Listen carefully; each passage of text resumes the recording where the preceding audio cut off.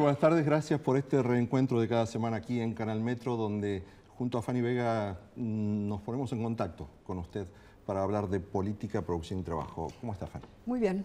En este programa particularmente creo que es una invitación particular para toda la audiencia para hablar de un tema que realmente preocupa a todos los argentinos. ¿Cuál de todos? La economía, que es esa que mueve tantos hilos juntos y que pesa tanto en el ánimo de la gente. Esto que estás planteando viene a cuento de por qué hemos llamado Política, Producción y Trabajo a este espacio nuestro de información y reflexión. Porque nosotros siempre reivindicamos la política y reivindicamos lo mejor de la política. ¿Qué es lo que debe aportar la política? Lo que en economía se llama previsibilidad. La previsibilidad o el concepto de previsibilidad cambia según se analice desde la economía ortodoxa o desde la economía heterodoxa. Pero visto desde el interés social, tal vez estemos en un proceso en el que tenemos que adaptar los conceptos de la economía, que no es una ciencia exacta, a la realidad de la sociedad y a la realidad de la misma economía operando en un contexto regional latinoamericano que tiene también sus cambios y en un contexto internacional que va a seguir siendo hostil en el mundo por un par de años largos quizás. Lo que estamos viendo en España, lo que estamos viendo en España es como un reloj que atrasa hasta el 2001 para nosotros. Lo que hemos visto en Grecia no es distinto de lo que hemos visto en España. Pero, ¿qué tiene que ver con nosotros? Se va a discutir esta semana en el Congreso de la Nación, en el Senado de la Nación, el presupuesto 2013. Y usted dirá, ¿qué me importa a mí el presupuesto? Sin embargo, el presupuesto es lo que le da la pauta de cómo vamos a vivir, por lo menos en el próximo año.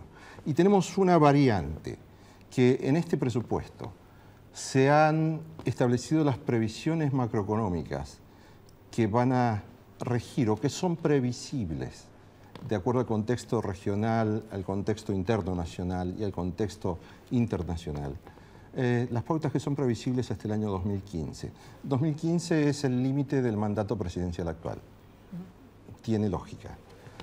Lo que hay que marcarle es que de aquí al 2015 tenemos una previsión de crecimiento de la economía en torno al 4% anual.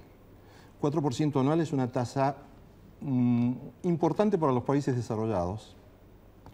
Es una tasa moderada para las economías más veloces, como las economías del sudeste asiático.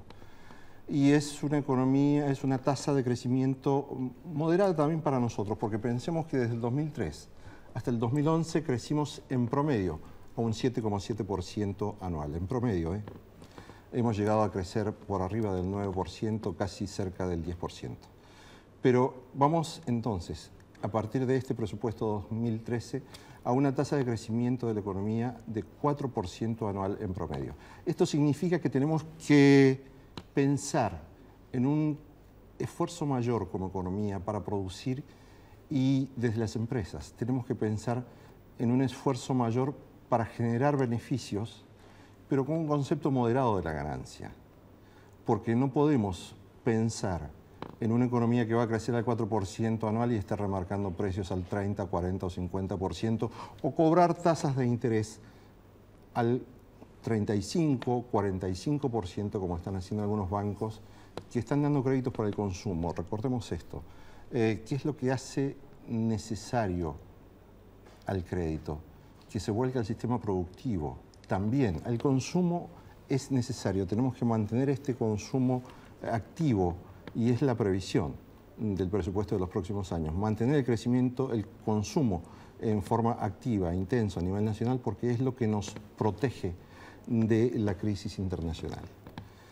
Cuando tengamos en claro esto, vamos a tener claro que no solo necesitamos el crédito de los bancos para el consumo, sino que necesitamos que ese consumo tenga una menor tasa de interés. Necesitamos que el crédito de los bancos, ese 5% que le marcó el gobierno que deben volcarse al sistema productivo, se vuelque efectivamente al sistema productivo. Porque si no, estaremos dentro de un capitalismo bobo, ese capitalismo que se suicida a sí mismo, que se encierra en un círculo vicioso que da una ganancia aparentemente espectacular, por ejemplo, para el sistema financiero, pero que en definitiva va agotando la fuente de sus ingresos, que es el consumo del hombre común, de usted, de nosotros. Esto es de lo que hablamos aquí en Política, Profesión y Trabajo.